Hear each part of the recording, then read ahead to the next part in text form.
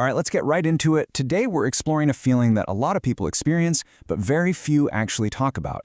This sense of being totally controlled by an intense sexual drive.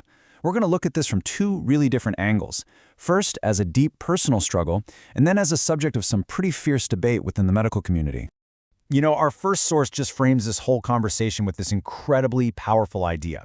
It suggests that what often feels like this hunger for connection or for pleasure might actually be a reaction to a kind of inner void. It's a really profound place for us to start. So, let's begin with that internal experience. For many people, this isn't just a simple desire. No, it's more like a relentless cycle. It's that feeling of being trapped in a pattern you know isn't good for you, but you still feel totally powerless to escape. And this, right here, just brilliantly illustrates the core of that struggle. It's almost like you're on a treadmill. You're chasing this feeling of being complete, but the goalpost just keeps moving, doesn't it? It leaves you running, totally exhausted, and somehow feeling even emptier than when you started. It's a real trick the mind plays on itself. But what if the battle isn't really with the world outside, but with our own minds?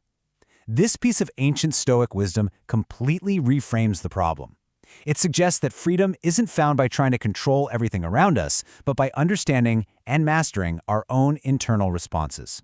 So how does this ancient wisdom actually translate into a practical framework today?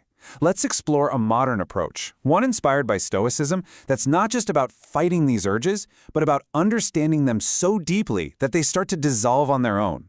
And here they are, the 5 steps. Think of it as a path. It moves from seeing the feeling for what it really is, all the way to building a life that's so meaningful, so full, that the craving just loses its power. And listen, this isn't about willpower, it's about wisdom. Okay, so let's break down how these steps actually connect. It all starts with shifting your awareness, seeing the craving not just as desire, but as a mask for something deeper. From there, you have a conversation with that feeling. You ask it, what do you truly need? Next is the rewire, where you actively challenge the brain's false promises. You back that up by building an anchor, something truly meaningful in your life that gives you a greater sense of purpose. And then finally, you surrender. And that doesn't mean giving in to the urge. It means stopping the internal war and just accepting the feeling without letting it control you. So that's one lens to look through, a personal, philosophical one. But it brings up a huge question. How did doctors and psychologists see all this? Is there an actual formal diagnosis for when these behaviors get out of control? Let's zoom out now and step into the clinical world. And what we find here is not a simple answer. Not at all. It's a deeply contentious debate. And the whole conflict really revolves around one single word: addiction. You've probably heard the term sexual addiction. It's everywhere in popular culture and in some therapy circles. It describes a pattern where someone compulsively engages in sexual behavior, even when it's actively harming their life, their relationships, their career. But here's the crucial point you have to understand. Despite how common it is not an official clinical diagnosis. This timeline really shows its rocky history with the Bible of American psychiatry, the DSM. A brief mention popped up in 1987, but it was later removed. Then the big moment. In 2013, when the DSM-5 came out, the proposal was officially rejected. The American Psychiatric Association basically said there just wasn't enough solid research to call it a distinct mental disorder. And that position still holds true today. So this slide lays out the whole debate. On one side, proponents point to things like animal studies that show shared brain pathways with drug addiction, and a 2011 redefinition of addiction by the American Society of Addiction Medicine that included behaviors. But on the other side, opponents highlight its rejection from the DSM, the World Health Organization's refusal to endorse it, and a formal statement from ASECT, the main body for sex therapists, which said there's just not enough evidence to classify it as a disorder. So if sex addiction isn't the official term, is there one? Well, the answer is yes. The World Health Organization has provided a completely different classification. So, let me introduce you to compulsive sexual behavior disorder, or CSBD. This is the official diagnosis in the WHO's global manual, the ICD-11.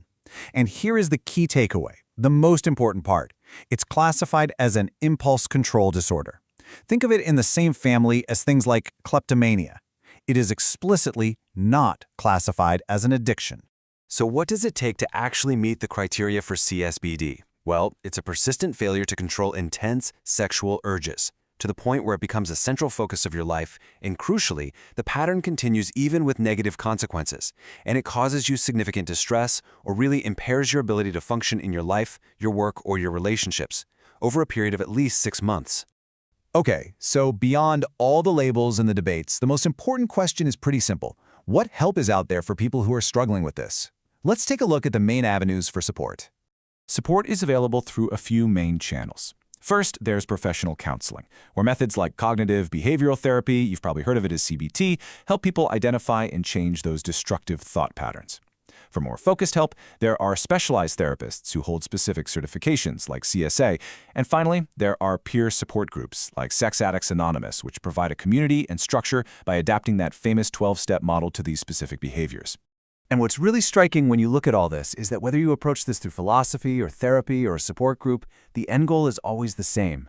It's about reclaiming your own agency. It's about moving from a life that feels like it's stuck on autopilot, just driven by compulsion, to one that is guided by your own conscious choices and a much deeper sense of meaning. And that leaves us with a final and pretty complex question.